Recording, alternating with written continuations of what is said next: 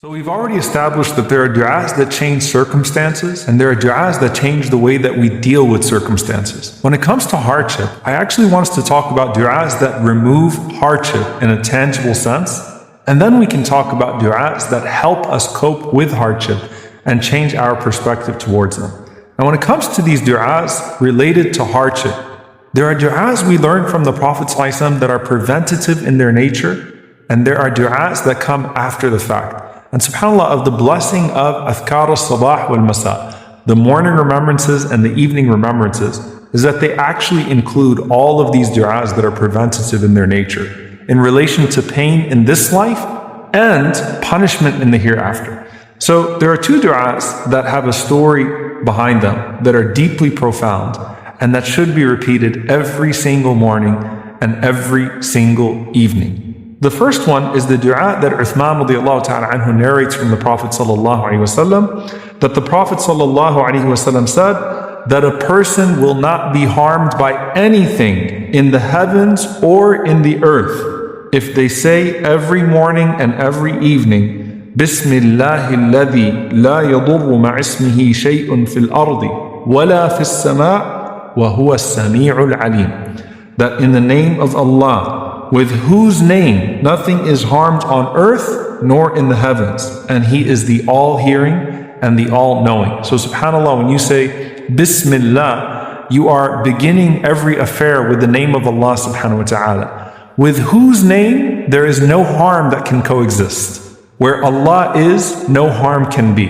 وَهُوَ السَّمِيعُ الْعَلِيمُ. You can't hear or see or know all of what is happening around you and things that are coming your way. Just imagine, subhanAllah, the signal or something that's happening or something that's about to strike you from behind you. You can't see it or hear it or perceive it. Allah subhanahu wa ta'ala sees, hears, and perceives everything. And so this dua is beautiful. It's comprehensive. And the Prophet ﷺ is saying that if a person says this, it will protect them from all harm in the earth and from the heavens. And there are numerous stories that we have from the Salaf being protected from major things that happened to them because they made this dua. In fact, subhanAllah, even the narrator himself, Uthman radiallahu ta'ala anhu, his son who narrated it from him, Aban radiallahu ta'ala anhu, wa an abihi, he narrated this hadith from his father. And Aban used to make sure to always say this dua every morning and every evening. And then one day, he was actually struck by an infection, and he was partially paralyzed as a result of that infection. So those that narrated the dua from him, they were curious how it was that he was struck by this sickness, by this illness, even though he was the one that taught this dua, and he taught this hadith. And he said, radiyallahu ta'ala anhu, that, Wallahi, I did not lie upon Uthman radiyallahu ta'ala anhu, nor did Uthman radiyallahu ta'ala anhu tell a lie about the Prophet sallallahu alaihi wasallam. I say this dua every single day and every single night, and Allah has protected me. It happened to be that on that day, I was overcome by anger and I forgot to recite the dua. And that's when this happened to me, subhanAllah. And by the way, I know someone very close to me, subhanAllah, who would recite this dua every single day, every single evening. And the one day that they didn't recite this dua was the one day that they had a car accident. They will say it themselves. Now, someone might be saying, well, wait a minute, like, does that mean we can't be harmed? What about righteous people that make the dua and that have a car accident or that have an illness that comes to them? This is where the beauty of this comes into play.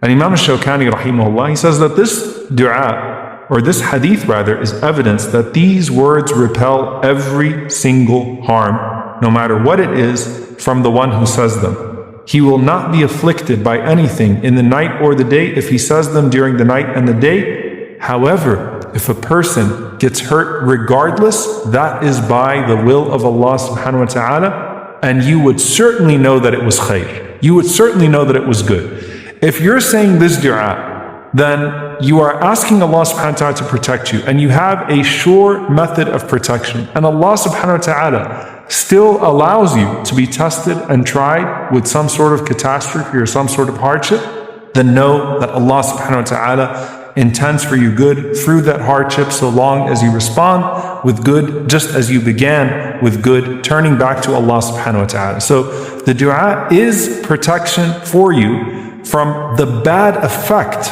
of a trial or a tragedy and the tangible effect of trial and tragedy.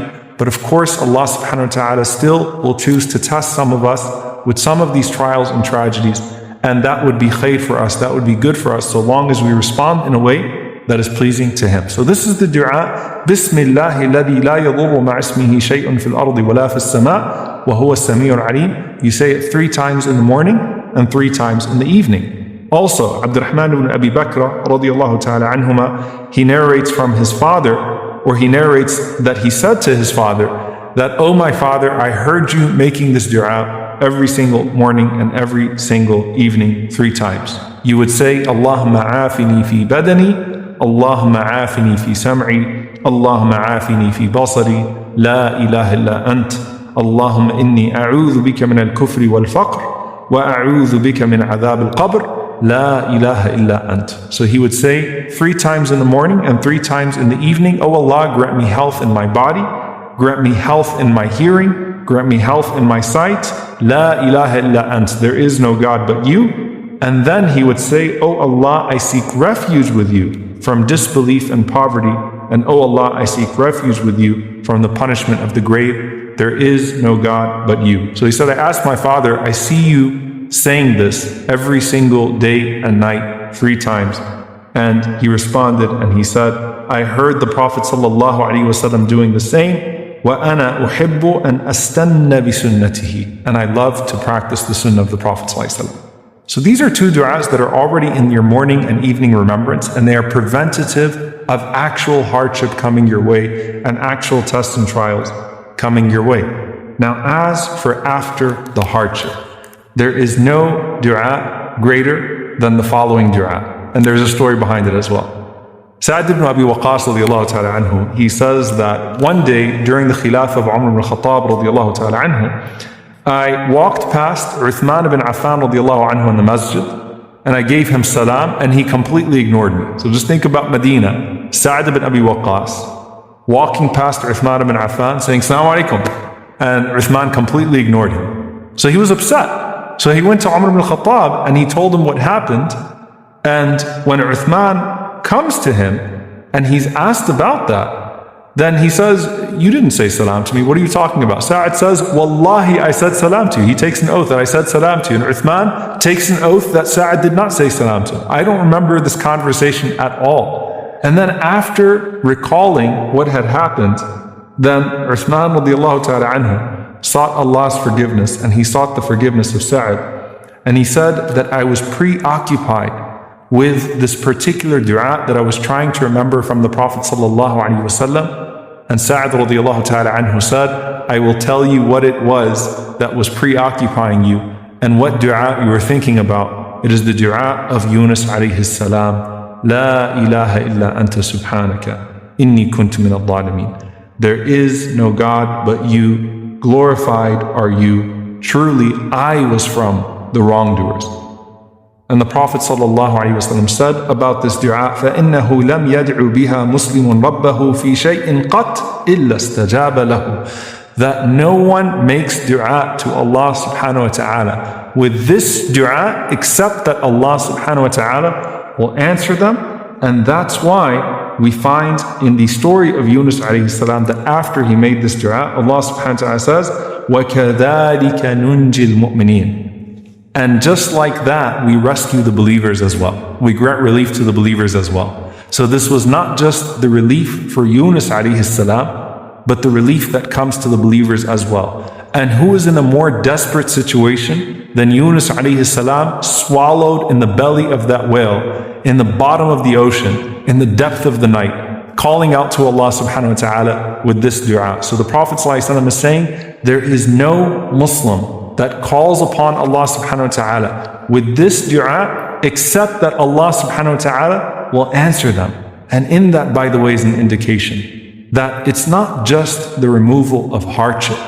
It's also that when a person acknowledges their vulnerability to Allah subhanahu wa ta'ala, and that vulnerability is especially felt in a moment of hardship, Allah subhanahu wa ta'ala will not just remove the hardship, and Allah subhanahu wa ta'ala will not just remove that which causes you distress. Allah subhanahu wa ta'ala will give you things that you didn't even know you were supposed to be asking Him for.